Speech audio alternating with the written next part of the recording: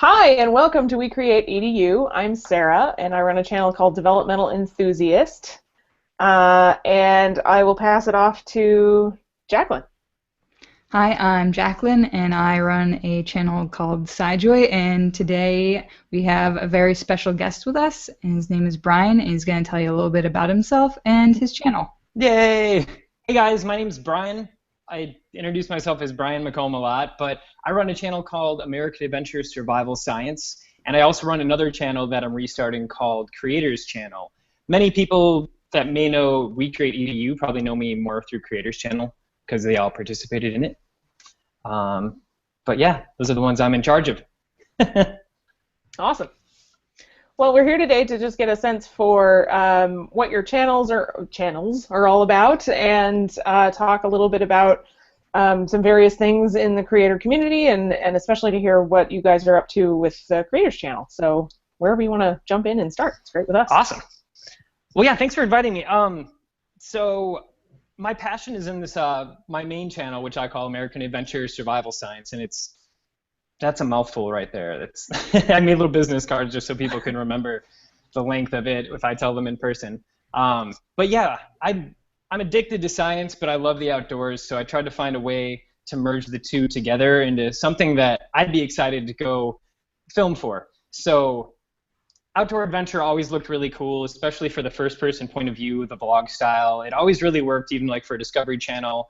That Survivor guy, Les Stroud, did Survivor Man. He got really popular for it, so that style worked really well. And I always respected the SciShow guys. I respected Vsauce and Crash Course, and the amount of research they'll put into a topic and really dig deep into the minutia of why things work the way they work, not just kind of explain this is how things are. So I never saw that in like an outdoor show. I never saw people going and being like, well, yeah, you can make fire, but here's what happens like molecularly when you make fire, or like you can, I don't know, you can go dry out beef jerky, but they never really explain why leaving it in the sun would dry it out. So I'm like, there's got to be science here somewhere. And I started digging into all these topics, and it just kind of exploded from there. So now I've left myself open to do whatever I consider survival and take the science behind it. One of the more recent ones I did, I went bungee jumping, but I did all the science about why the cords actually stretch the way they do. And then I looked up the math behind the equivalency, basically the physics behind it. I looked up the equation that they use to figure out how far a spring will stretch compared to the spring constant. And that was really cool. But now I got really stoked on beer, so I brewed my own beer. Sarah actually helped me out. I tried to explain how beer and alcohol affects the brain. I think we got across the idea of how it works. That was an amazing cameo, by the way, so thank you for that. Well, and thank you for working it in so creatively. It was super cool. I was like, hey, look, I'm behind him on the screen. How did that happen? That was so, I mean, that was great. I try to use these like every video to get better at doing video myself. So like that one, I never used a roto brush before. So there I was cutting out frame after frame after frame of like the side of my head and the TV, or there was a basketball game on in the background, and then teaching myself how to put you in the back. That worked out pretty well. That's super cool. I don't even know what a roto brush is. It's great. I wish I didn't sometimes. It took too long. So that's a lot of what I've got going on my main channel. I kind of want to use it as an excuse to try to travel if I can ever find a way to make money doing what I'm doing. But until then, there's a lot of great stuff to travel to out here in California. So it's going to be great. Very cool. Outside of that, I feel like I'm talking a lot here. Do it. That's the point. We're going to be going on a couple of travels. I say we because I'm bringing a friend for one going up to San Francisco, and then I'm going out to Alaska in June with my father, and we're going to be shooting a bunch of travel episodes for that. Oh, cool. So I'm really stoked to like live on us. It's going to be it's like sailboat small living for about 7 days where we fish for our own food. We're going to bring in our own, but we're also going to fish for our own food. Hopefully we catch 1 or 2 meals. And then somewhere in the mix here is what I'm actually the most excited about. Oh, I don't know. That's why I went my iPhone. The Creators Channel relaunch is what I'm most excited about right now. So the Creators Channel was this creation that kind of came from my brain when we were at VidCon. There were all these small creators we were meeting at these panels, and everyone was so excited to learn how to get better at YouTube, how to market themselves, things like that. none of us knew what we were doing. I still don't think we do, but I thought it'd be a great idea to try to get as many email addresses together as I could and maybe make like pretty much a curated like expose channel to put together different creators and show what the community had to offer.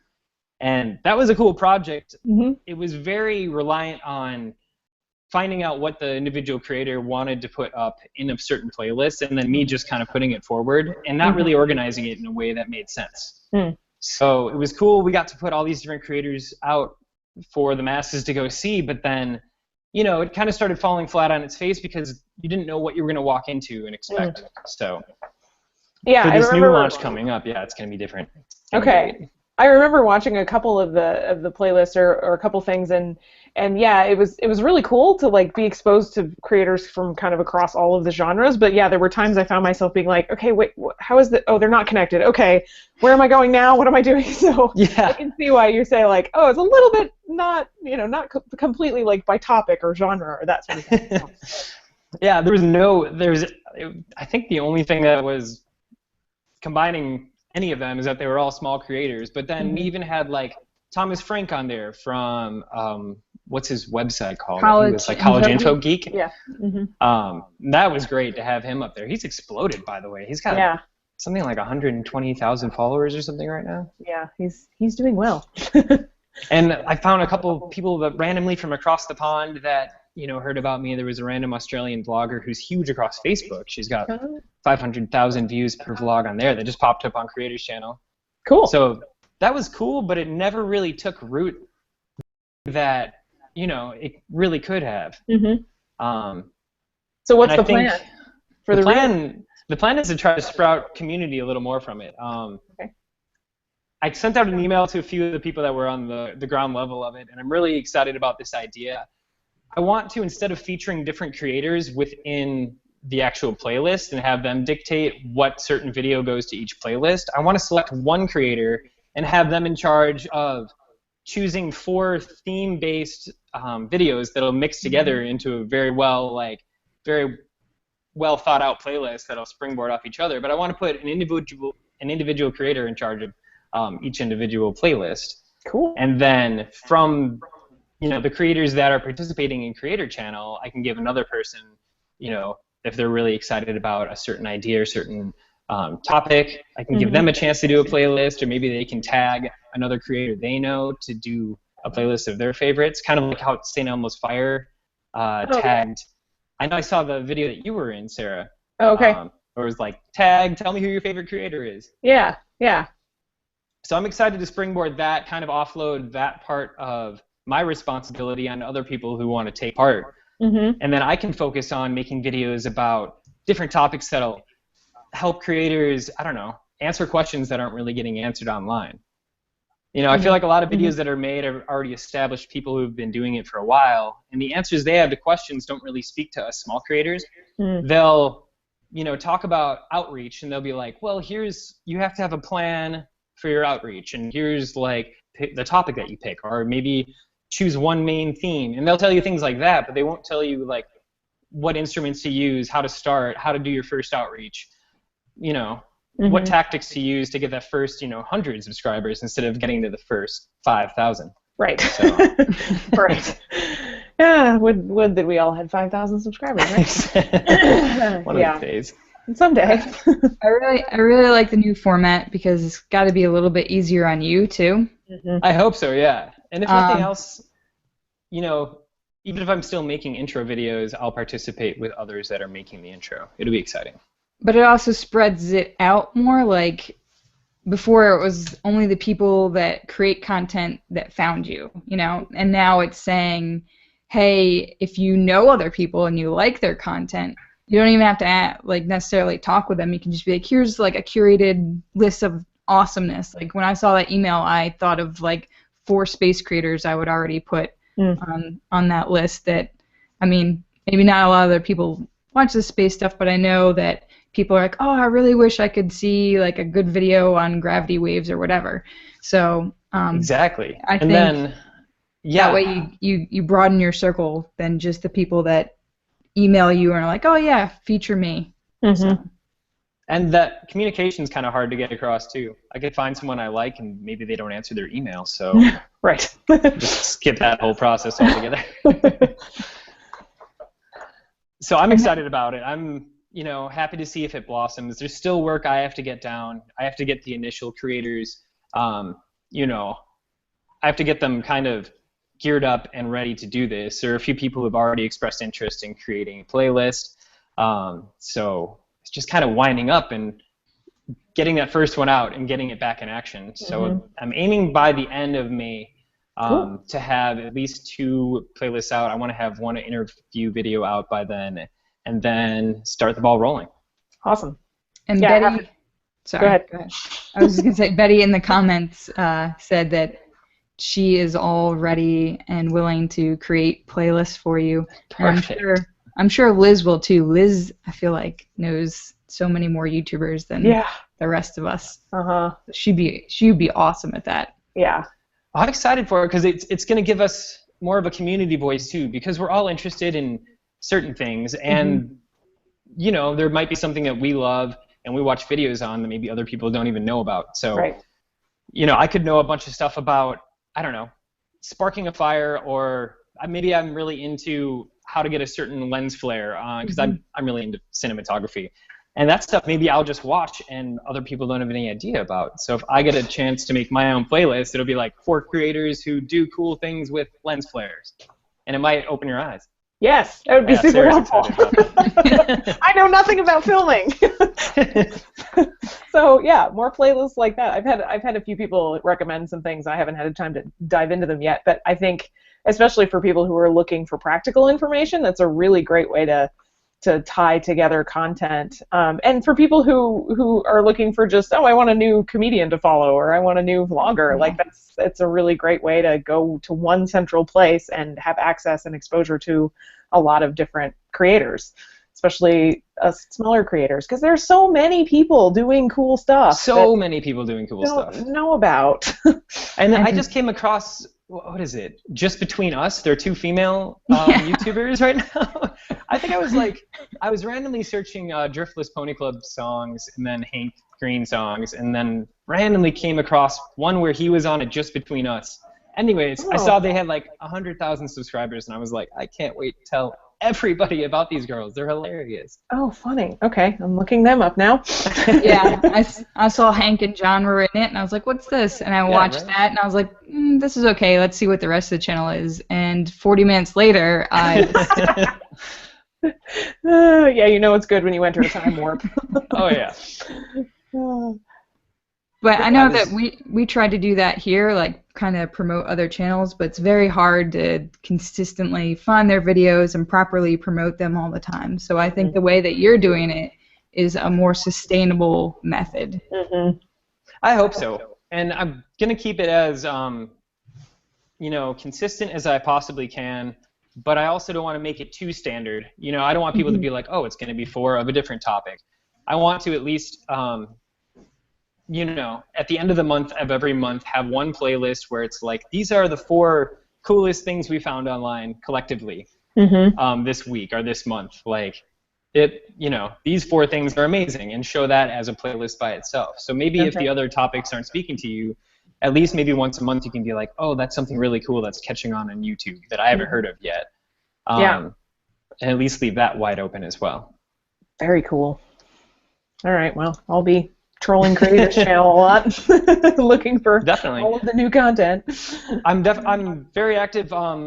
It goes to my iPhone when anybody sends an email to the Creators Channel about section and clicks on the contact there. So if anybody watching that I haven't contacted through my email yet in the original list wants to be considered for making a playlist, just reach out to me through Creators Channel.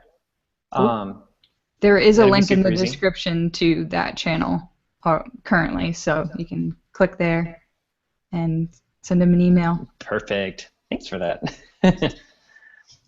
That I can't take full credit for the theme idea, at least, though. There's another member in a Slack that I'm a participant of now. I think, Jacqueline, you run that one.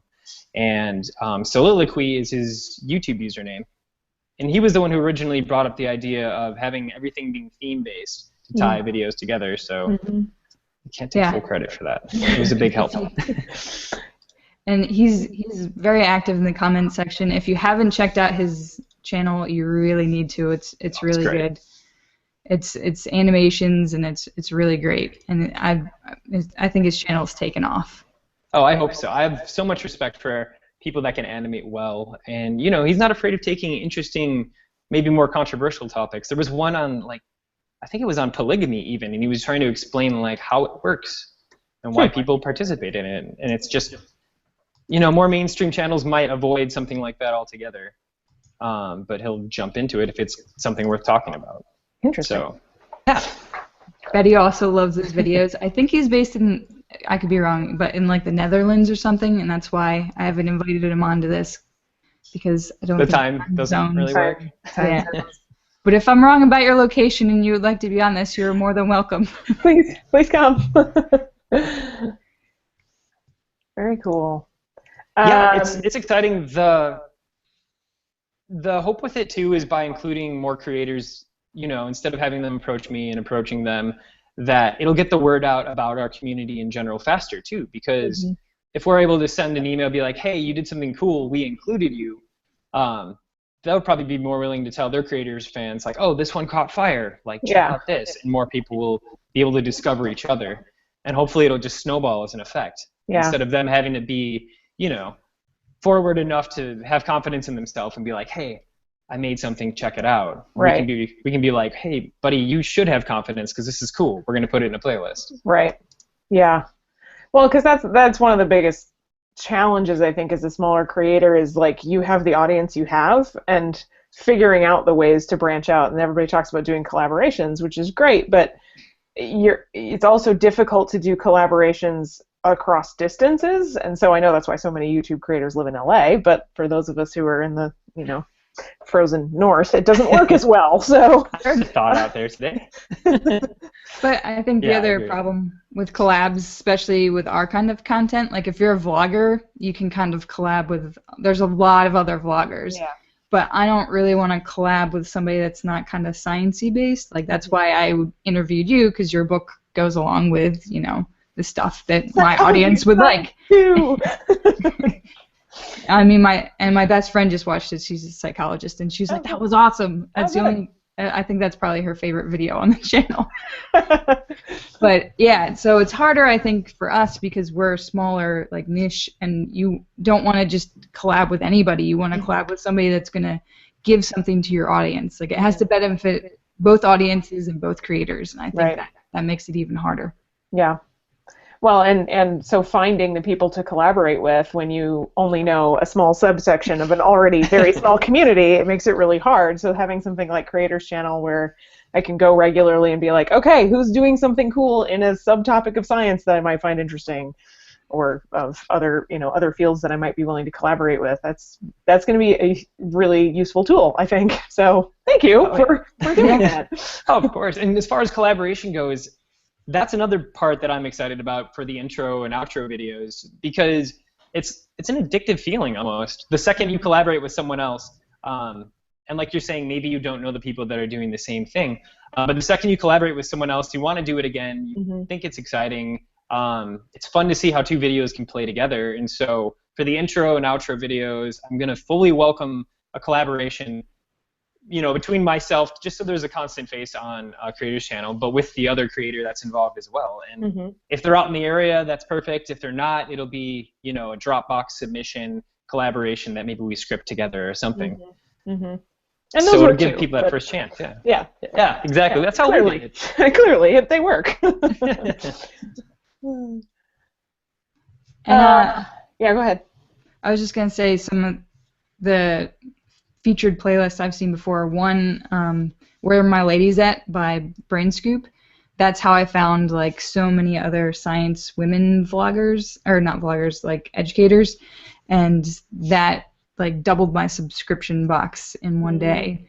So things like that, and they were all small YouTubers, and I was featured in one before about like women YouTuber kind of things, and then I went through the playlist, kind of like what you're you're hoping happens. And I found other people that were of the same kind of interest and subscribed to all them, which I never would have found them otherwise. And it was just somebody else put me in this playlist. So I really am excited about this. I think it's going to be really, really helpful. I hope so. It's and communities are something that were originally such a big part of YouTube, and I feel like it's been so diluted that it's harder to figure out where communities are. Definitely harder to get in with a certain community, especially if they're all into the exact same like genre of topics or something like that. And I know personally for myself too, I get a little too fixated on the research that I'm doing for a certain video, or I have 2 different like main jobs that I do that aren't video related. So I'll just get busy all day long every day, and it seems like the only interaction I'm having is more along the lines of my channel, and I keep forgetting to interact with community. So this project was a way also to force myself to interact with as many people as possible and get a better sense of what YouTube is supposed to be about, which is community, the element that just seems to be evaporating. So So I'm curious, what is your background? I know you have done a lot of filming. Is that like where you've been and where you're going, or what? Yeah. Kind of. Okay, so it's a winding path. They always started, yeah, it's probably the more interesting way to take it. You get, I didn't know what I wanted to do, so I decided to try. I went straight for construction out of high school, and then I decided to go into nursing because my brother was finishing his nursing program. So I did a year of anatomy, physiology, chemistry, the intro math, and science. And then the community college system in Wisconsin wasn't what it is out here in California, so it kind of turned me off. I decided to go for university instead over in Milwaukee, Wisconsin. And so when I got there, I had applied for the University of Wisconsin-Milwaukee. I still didn't have a direct path, but their nursing program is way more competitive, and there was a wait list even to get into some of the classes. So I figured I'd do my undergrad. I took a bunch of film classes, and I loved it, but it was all experimental. They didn't teach you the craft of how to build a story or anything. They just showed you all the weird videos. So I ended up landing in journalism and stayed with journalism, media communications for most of my career. That's where I learned about writing. I was writing for 2 different publications. But they were really rewarding the students that could garner a gathering instead of have useful content. So they weren't grading you based on the quality of research you did. They were basing you on if you could have like a Kevin Federline like article that everybody's going to read, well written. So I almost stuck it through, but I ended up switching to this thing called global communications. Global studies, the branch of it was communications, and it allowed me to study abroad. It was required in my degree, and I could take everything I learned from science, from communications, from film, and jam it into this and learn about global cultures at the same time. So that's where I ended up sticking at the end of it, was there. I stayed in Costa Rica for a year, and that's where I got my travel bug, because I was supposed to be there for a 3-credit program, and I just loved it. I was traveling all around Central America. I found a job at a software company with some guy from LA who was just liked to hire Americans, so he put me in charge of some call center and just hung out for a little while until my student loan payments came up, and then I had to get real. So that brought me back out here. I'm like, I still love travel options. I still love Central American culture. I still love film and storytelling. Why don't I try Southern California? So I kind of landed around San Diego area. Loved it. Didn't really look back. From there, so I started working with buddies that were doing documentary stuff that I met. They were into photography. I worked on a surf documentary about a blind surfer. I learned a lot of camera techniques from my friend Sean, who was in charge of editing the entire project. And I got to meet a bunch of pro surfers and stuff. So it kind of like, that kind of sealed me in. I was like, all right, I've met some celebrities out here. It's pretty cool. I guess I'm not leaving now. Exactly. But I was a terrible surfer. I didn't really get in the water much. So I kind of, stepped back from that version of trying to do film work like that, and decided to get creative and see what I could do. And I started writing my series, and that's just kind of how I got to where I am now. I still pick up film work on the side, freelance with my buddy Sean. He'll be shooting commercials and things, and I'll go out and practice my craft there. But he got me hooked on trying to better how I set up my lighting, how I set up my shots, go for interesting angles to help tell the story. So it's Awesome. just a great way for me to still play with that little film bug I've got, and also try to learn new science, research what I love, and tell stories. So Very that kind of cool. brought me to where I am. Well, one of the things I've always really loved about your channel, American Adventure Survival Science, I will get it all out one of these days, is that you're not only talking about science in an interesting way and in a way that's accessible for people, but it's also deep enough that there's content there. Sometimes one of the things I struggle with is talking about content and then not going deep enough into the content. But I think you've got a great balance of that. And then you add on top of that these really, really great camera shots. And it's fun to watch. Like, your content is just really enjoyable to watch. It's not just, talking head in front of a camera, but you're always thinking about these things about lighting and positioning and all of that kind of stuff. So one of the things, and I know you and I have talked a little bit offline about this, is one of the things that I would find really helpful if you did maybe in Creators Channel did a couple of videos on what are the things that small creators can be thinking about and should be thinking about when you're first starting out in filmmaking, and how do you properly light things. And I know there's a lot of content out there for that more generally, Right. but especially like targeted at smaller creators who maybe don't have the big fancy light kit. How do I position my really janky lamp in the corner in order to make this look like a better shot? Oh, exactly. So, and that's because there's a lot of the ways to light. They do talk about like 3-point lighting and things like that and those things, but they all talk about like, the basic light kit and how to do that. But I mean, I could even show you right here. I even sitting here, I've lit myself. So I've got like one right there. The backdrop was all drab, so I've got one down in the corner there, shining Nice. light up at the wall, so that I stand out from the background a little bit instead of blending right in. And then I've got like the overarching light down in the corner down there, the industrial light blasting up. And that's all, that's stuff you can buy. Like the LED light I had right here, that cost, $15 on Amazon. And it takes the same camera batteries that I use in my camera, so it's like interchangeable. Nice. So doubling down on things like that, or like you can buy the expensive film lights with the soft boxes, or you can get, the halogen bulbs where you don't have the shutters if you want a hard light out of Home Depot, like that big one on the ground, and only end up spending, $20. Okay. Or the canister light behind me with the, as long as you put a fluorescent in there, it doesn't get hot. You can even tape like a paper towel over it to soften things down. So, that's a great idea to make videos about lighting and stuff like that. Right. And just the small things you can do to make it look professional and not have the money to spend on it. Well, and even just how you approach a shot, like there was one, I'm not gonna remember which video it was, of course, but one of your videos recently where you had like set up the camera in the forest or something, you were like hiking in the woods, I don't know, and then you did this really cool thing where you appeared out from behind one tree, but you were like at a distance, and then you said the thing you were going to say, and then you walked behind the other tree, and I was like, this is so cool. I never that one was fun. About. So even how you think about constructing a scene like that, you're approaching it much more as a filmmaker than I would ever consider approaching my content. So even some of those things, like how do you go about thinking about those things, and where do those ideas come from, and that kind of thing would be interesting, I think. But I'm sorry, you need I keep more than forgetting one this is an person. Oh, that's a good question. Oh, anyways, thank you so much, like, for saying that I'm doing a good job with my shots. Like, that means a lot. That's a huge compliment. That more than one person thing is one of the huge challenges right there.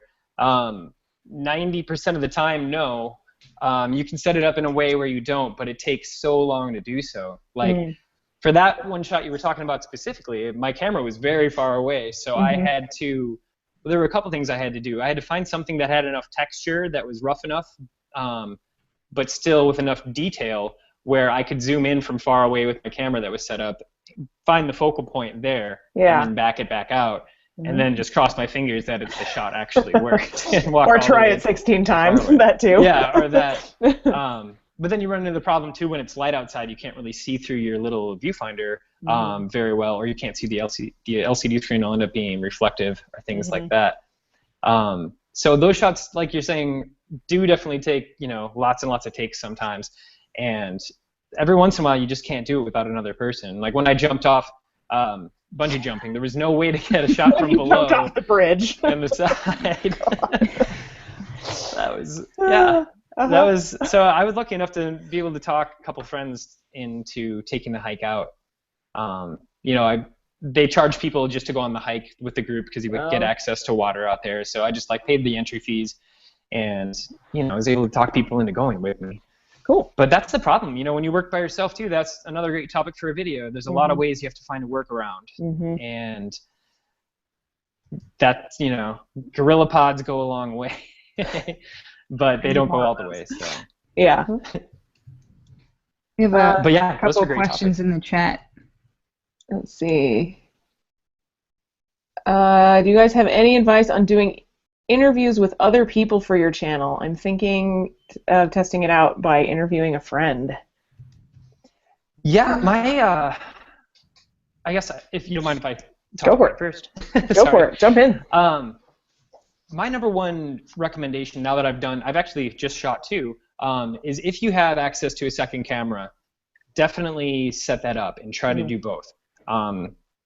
Having those two cuts will let you edit out if something drags long, if you have some topic you don't want to cover as well that's spoken about in the middle, you can easily cut over it as long as you're jumping between two cameras more often. You don't notice the cut. And then number two is audio. Definitely have good audio. That makes all the difference in the world. Yep. I've done a couple of interviews on my channel, and I'm still learning the finer points of it, and I don't have two cameras, sadly.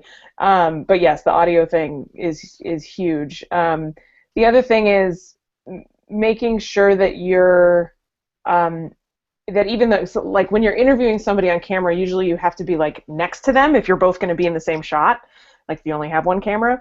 So making sure that that while you're looking at them when they're responding to something, to a question that you've asked, making sure that you're still engaged and that your facial expression is still aware that you're on camera, because sometimes I'll watch interviews with people and the interviewer will ask a question and then be like totally blank-faced, and it looks like they're totally disengaged, which if you're trying to encourage an element of excitement doesn't work very well. Pulling the Chris Christie. Right. So yeah, trying to make sure that you stay engaged in the conversation as much as you can, on your face and body language and that kind of thing. That would be my bit of advice.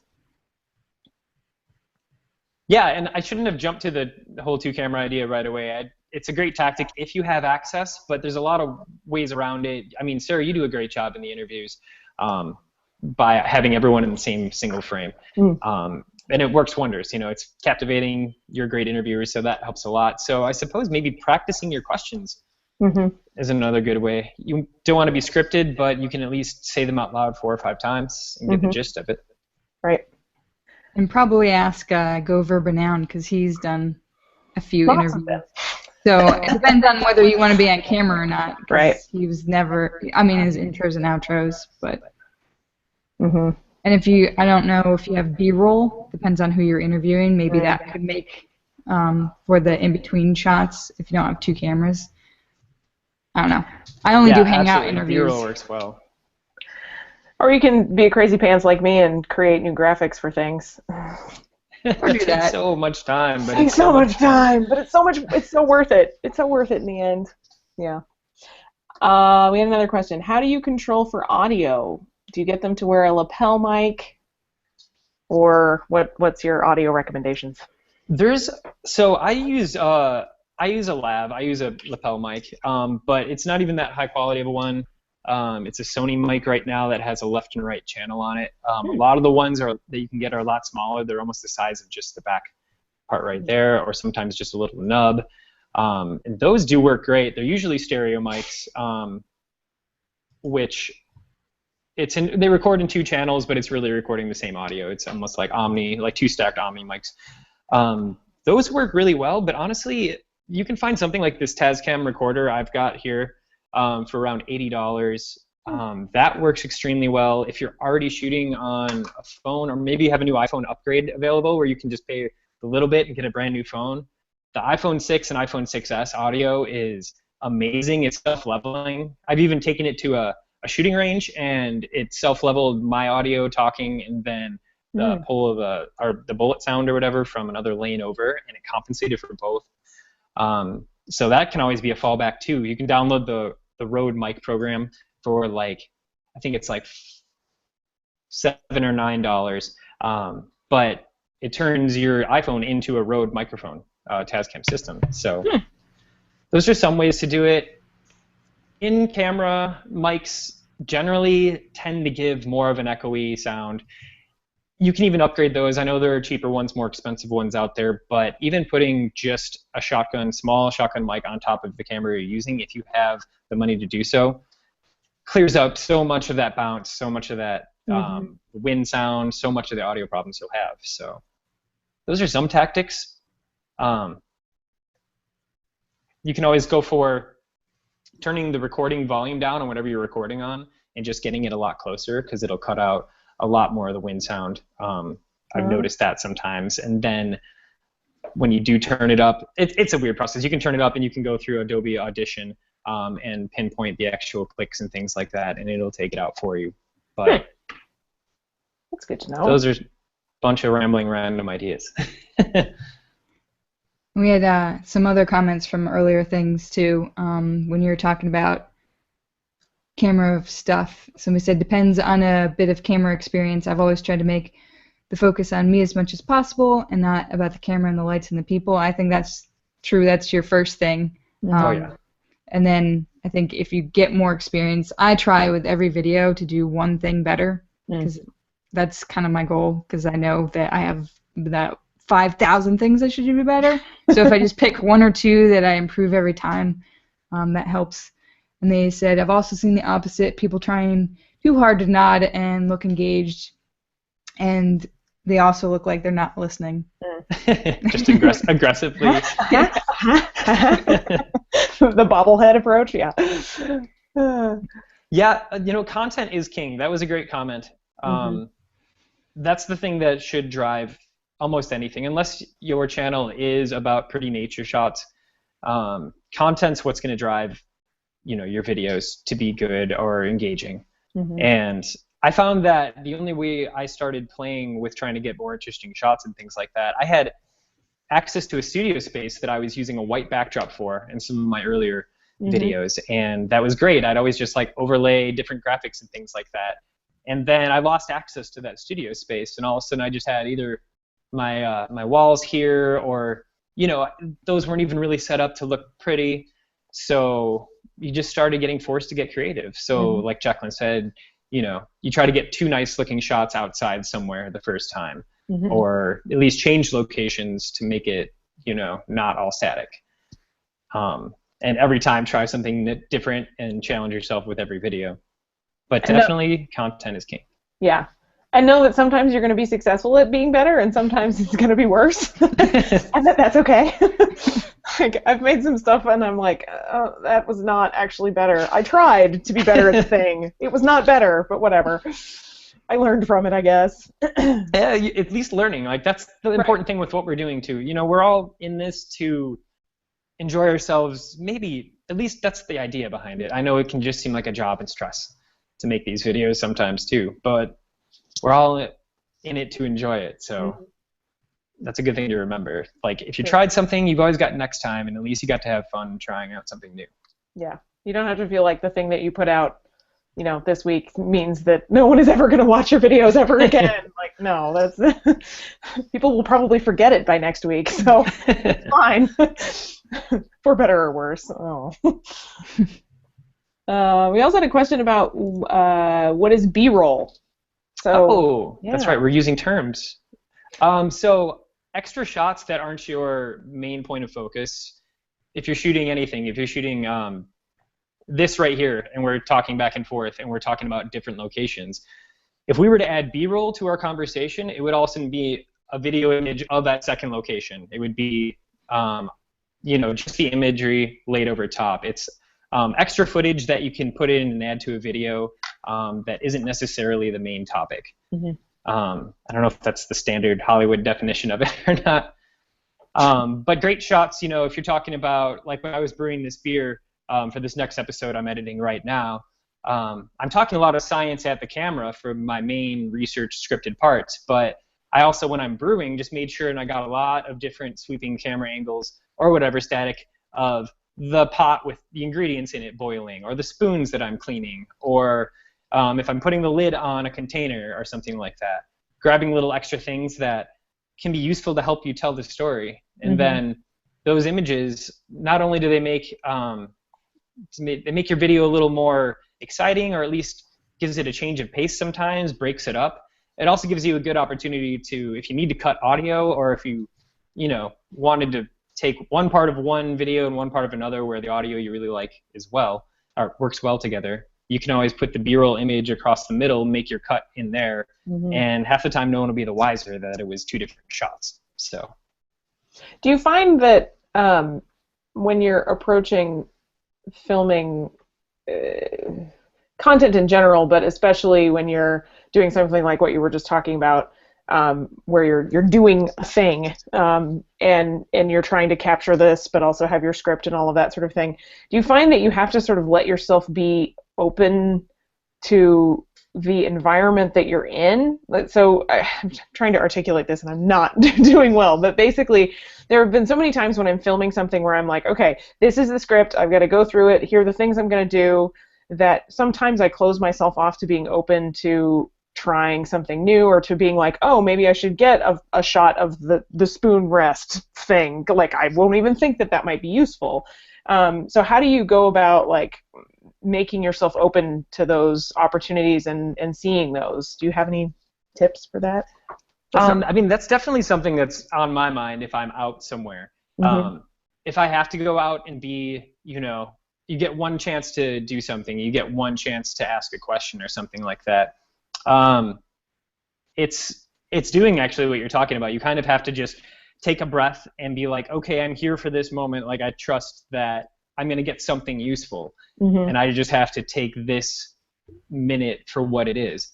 And that always ends up with better video. I found myself trying to, like, say something that fits in with what I was researching or something like that, and where it wasn't scripted or wasn't planned out, or try to tie things together. And, you're likely to fall flat on your face if you try to overthink it too much. I've definitely had a lot of stuff I haven't been able to use.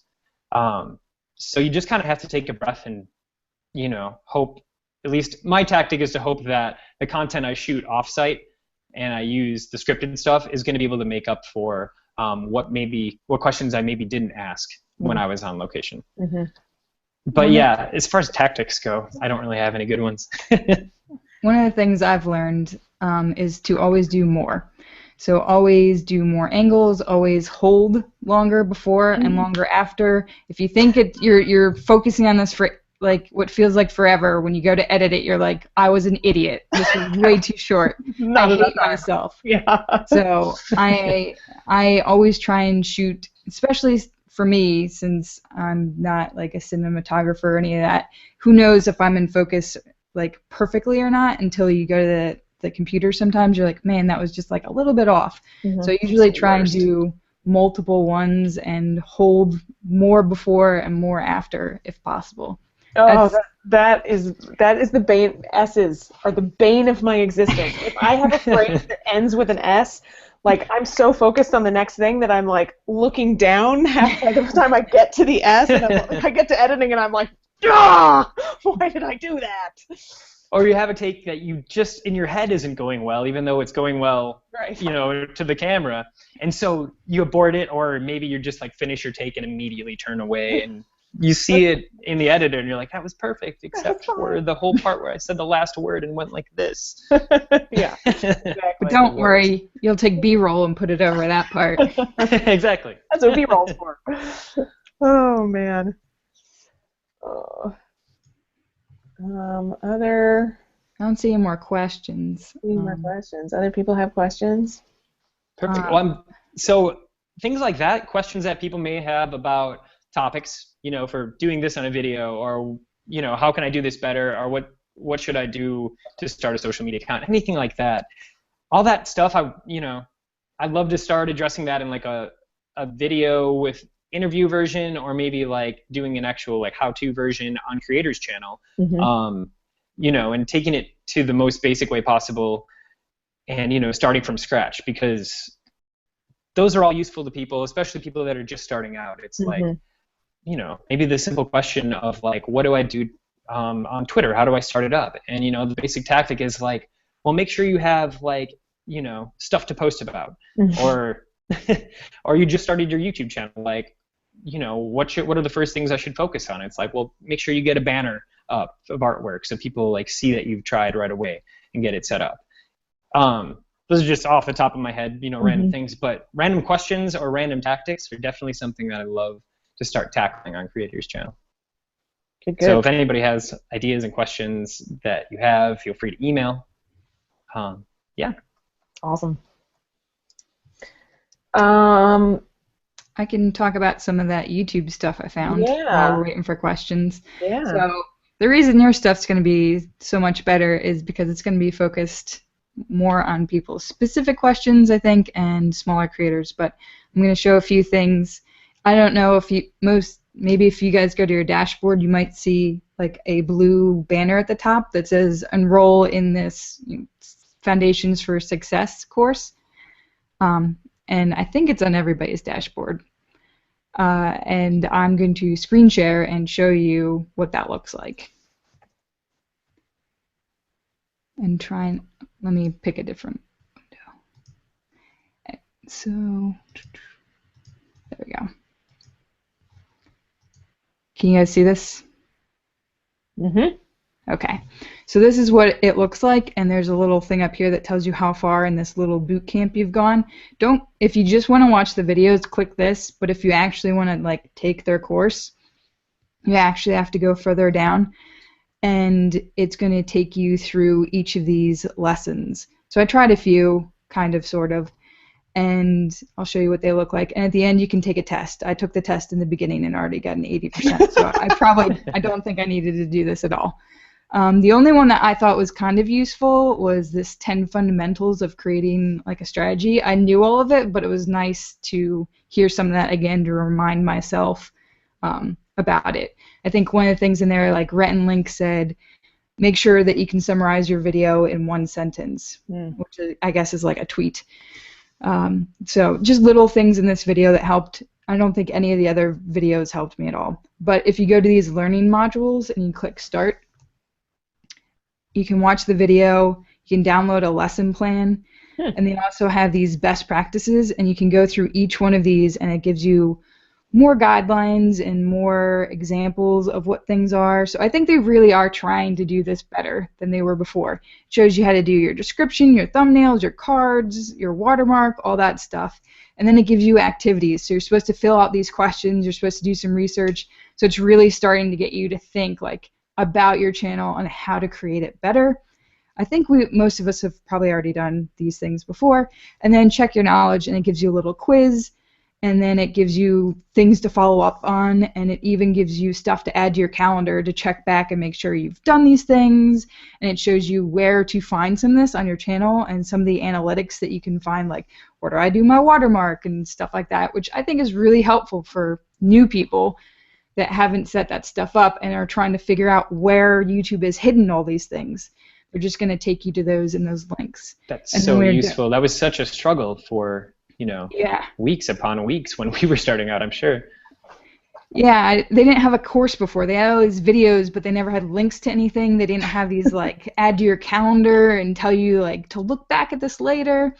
And then you can hit start and you can go to the next one. And I think if you hit favorite, it probably saves it somewhere for you later. This is just the Foundations for Success. I think there's a lot of other ones, and I think they're kind of rolling this out and trying to figure out how well it works. Cool. So, and the other thing that they sent with this, let me see if I can find it. Yeah, was this. It's a creators community. It's in beta, but it's been around for a year apparently. I think maybe I checked it out before and didn't like it. I still don't really like it, but I thought it was new and it had promise, but it's been around for a year, so it's probably not going to get too much better. So you have, if you're a newbie, you can come here and say who you are. There's general discussions like this. I hate looking at myself. You can look for collaborations. on here if you want. I think probably the biggest one is going to be community news. These are actually YouTube moderators. So this, I think, is only like creators news that gets posted.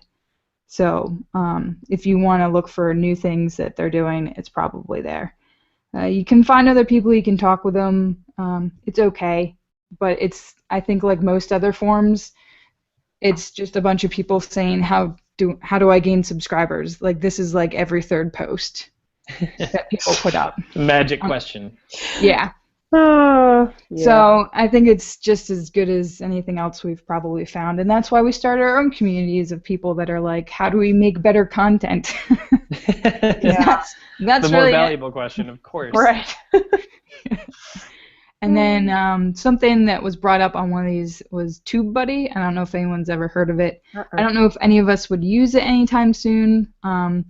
At first, it just seemed like an SEO kind of thing. Let me see. If you go to pricing, there's free. You can get discounts if you have not a lot of views and if you're just one channel and stuff. But it shows you, like, when you pull stuff up, it's an extension that goes into your browser and works with YouTube.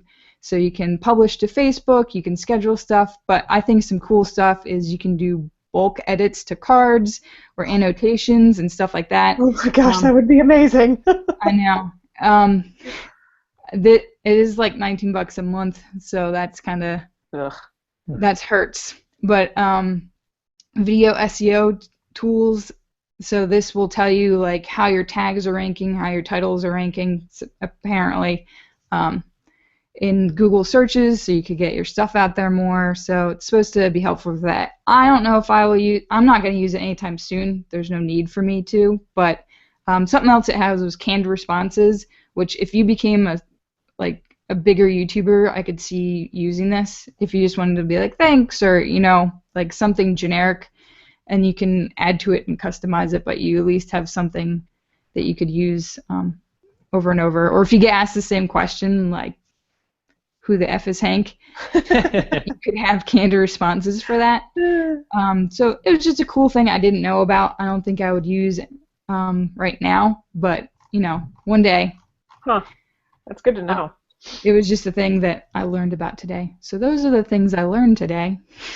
That sounds like, I could understand, trying to keep community engagement gets to be like a job after a while. So yeah. That would definitely be useful. Have you guys heard of Epoxy? Did I hear about that through you, Jacqueline? There's an app out there called Epoxy, which is supposed to be able to be like Hootsuite on steroids. You can access your comments through YouTube. You can access your tweets, your Instagram, and your Facebook and your social media, and it gives you analytics about that. And we'll even rank people's influence. Like if people are commenting on you that have more followers or more influence, or their comments get more likes or link clicks, that will alert you if they're more active on your videos or if they've commented you to put them as a priority. It's an interesting app I haven't explored fully yet, that just kind of pulls everything together. And that one, there's a free version of that too that definitely sounds like it'd be worth exploring. It's spelled EPOX. So I'd pull it up on my phone and show you, but my phone is on the camera right now. No, that's the kind of stuff that I think this is what we need to talk about in a community, because we can't all go find all the things all the time. So when we find things, we need to share them. And Chelsea says she has friends that use TubeBuddy and they like it. So. Yeah. I'm always up for learning new tools to make life easier. I like anything that does automated stuff. Yeah. I get frustrated even sometimes when I'm like, oh, I posted that to Instagram, and if I click repost through it, it's going to put a link up, and I don't like that. Even those little extra steps where you can copy or rewrite a similar post on a different format, it's like, why do I need to take this extra step? Yeah. Yeah. Have you ever tried, it's IFTTT, Betty will correct me. If then, that one? Yeah. Have you ever tried that one, Brian? I haven't yet. IFTT what? I'll look it up in my browser real quick. Betty, help. IFTTT. I never remember how many T's there are in it. 3. Connect the apps you love. Yes, thank you, Betty. Thank you, Betty. So you can link your social media accounts. So technically, There it to be goes. honest with you, if you post a YouTube video, it could send it to Reddit, Twitter, Tumblr, Facebook. Well, I think it could send it to all of those for you instantly. That's perfect. You would have canned messages, so that's up to you whether or not you want that. But I think I accidentally was double posting Instagram stuff because I forgot I had a thing that said whenever I post to Instagram, send it to Twitter. But yeah, you can set up a lot of stuff with that with your social media channels to automate it, and you can do it to watch certain things too. So it can send you emails or notify you about stuff. There's a timer on there, so you can even do things at certain times of day, and there's a lot you can do, and they're always adding new stuff. Another one is Zapier, but they charge you when you get over, I think you get a free trial, and then you get so many like zaps a month. So it's just like this, but it has more apps and integrations, so that's why they make you pay. So this one's free, and it's pretty good. Definitely got to give this one a shot. Their website's catchy. It's all like clip art style, but I love it. Yeah, it is if this then that, but I always get confused because that's not how, like in programming, it's just it confuses me. Responding to Betty's comments. Thank you. It's pronounced like gift. Gift. Gift. Okay, gotcha.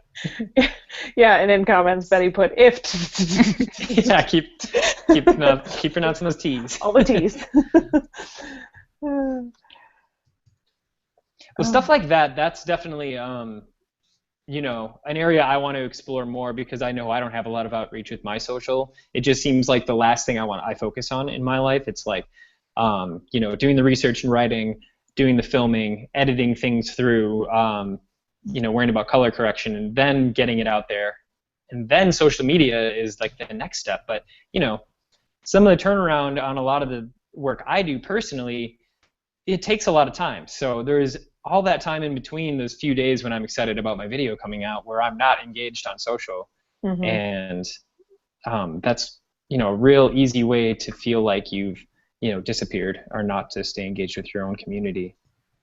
Yeah, I try to, as much as possible, I try to populate regular content that comes out every day, at least on my Twitter feed, and I usually use Hootsuite to do that, but it takes legwork, and especially because you don't always want to be promoting just your own stuff. So going and finding other people's content that like is related to yours or that you think is interesting that you want to share.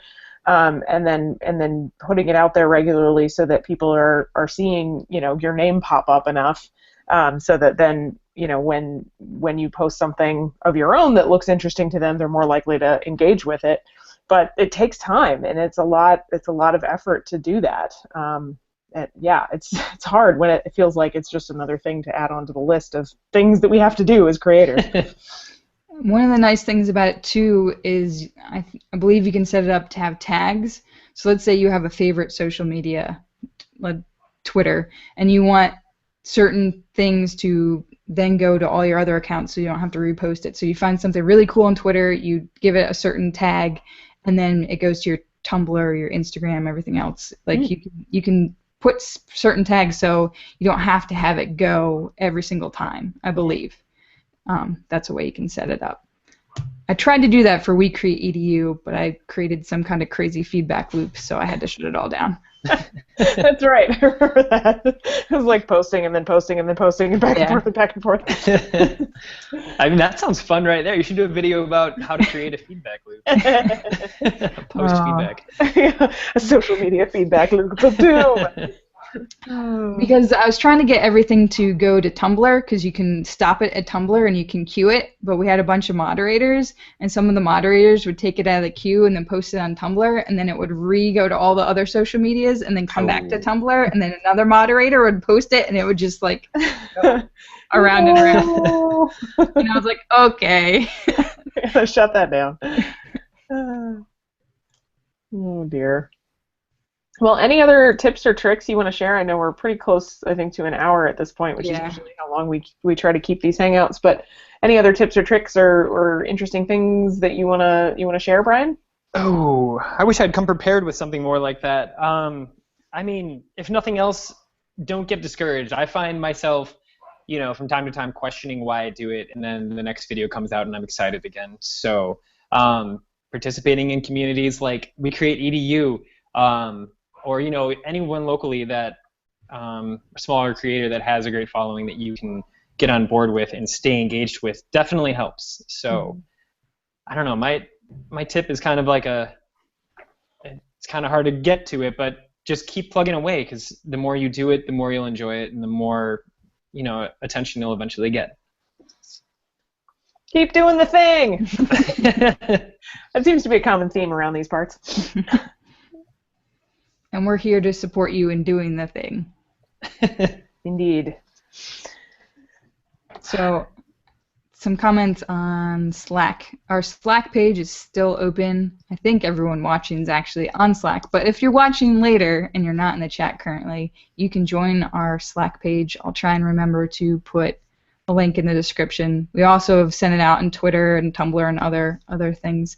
And Brian joined our Slack recently, and he's been asking questions like about his Alaskan trip. He asked questions about what he should do. So if you ever just want, and you don't want it to be public everywhere, you saying, I don't know how to do this thing, you can join our Slack page, and we can brainstorm with you and try and hash out ideas and just help you do the thing, help you move along. So we're still open to that, and feel free to engage us on Slack. If we're not always on there typing, that's fine. You can ask us questions. We'll come on and we'll answer.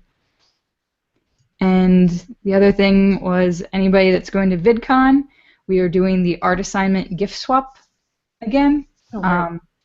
So I'll try and remember to put the form for that in this description too. And I know that's been sent out, and the art assignment has actually retumbled it and retweeted it, and they said they want to join. I don't know if she's going to actually be there, but what we're trying to do is we picked the childhood lost object one. So you fill out the form, you tell us your name, your Twitter account, and what lost object from your childhood you'd like to see again. And on May 1st, I'm going to tweet each person individually and tell them the person they got and the object that they need to make. You make that person's lost childhood object from their description, and then 8 o'clock, probably, most likely, we don't have an agenda yet, so I just kind of had to wing it. So 8 o'clock on Friday, we'll probably meet in the PBS lounge, because that's what we did last year, and it worked out really, really well. So the art assignment knows. I've also told PBS people that were in the lounge last year, and they're really excited about it. And Leslie from One Time Stories is also checking in on this project.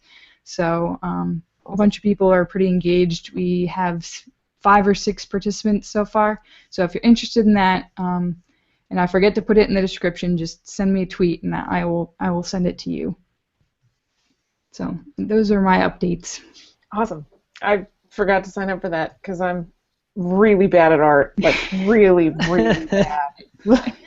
It's not good. So it's experimental art. You can classify. I'll make you a thing. It might not look like the thing you want it to look like, but it's just an interpretation of what you wanted. Exactly. Well, the example in the video that they had was the lady asked couples to make one brown shoe, and they each made a shoe, and she would put them next to each other and see how different they were. Mm-hmm. And I think one was just a shoebox that they put holes in and painted brown and put shoes through. Nice. So it doesn't have to be like super fancy. It just has to be like your interpretation of this object. Okay. So that sounds great. I'm sad I'm gonna miss VidCon. Oh, you're not coming to VidCon? No, I scheduled the trip before the VidCon dates were released. So, no. But I'll be looking for anyone who wants to represent the creators channel for me. VidCon, so I'll put a video out asking about that, or maybe hit up whoever participates in the creator. Maybe someone will be interested in talking about Creators Channel. Maybe I can do another, VidCon expose of all the people that we meet this year, and all the people that we participated last year can get out a video together. Cool. So. Yeah, we'll definitely be plugging your channel, and when we come back from VidCon, our next hangout, we'll try and remember to plug it again, because hopefully we'll have a couple new viewers. Yeah, I'm curious to see how that's all going to turn out. I mean, the creators track was so successful last time, but there were so many open chairs. And I definitely ran into, personally, probably 10 people that were like, oh, I should have done this track. I really wish I, had known it was going to be that way. So I don't know if it's going to be crazy busy this year, overrun, or what's going to happen. It's going to be exciting to hear about it. Yeah, should be fun times. We'll see. And Betty, chaos of VidCon.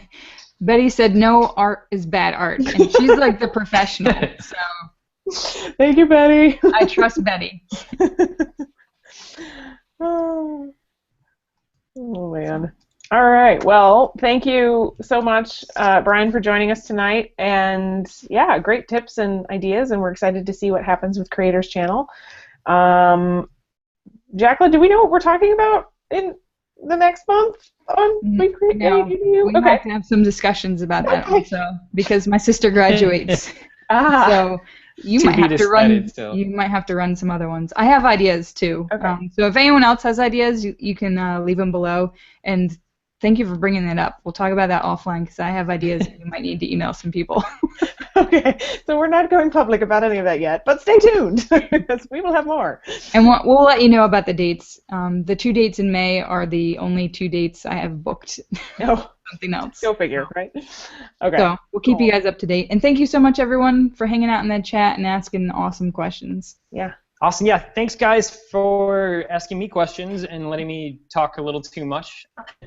Thanks for inviting me on and letting me talk about my channels. I really, really am stoked about them, so I hope other people get excited too. Yeah, it was great to have you. All right, we will see you all next time. Bye. See ya.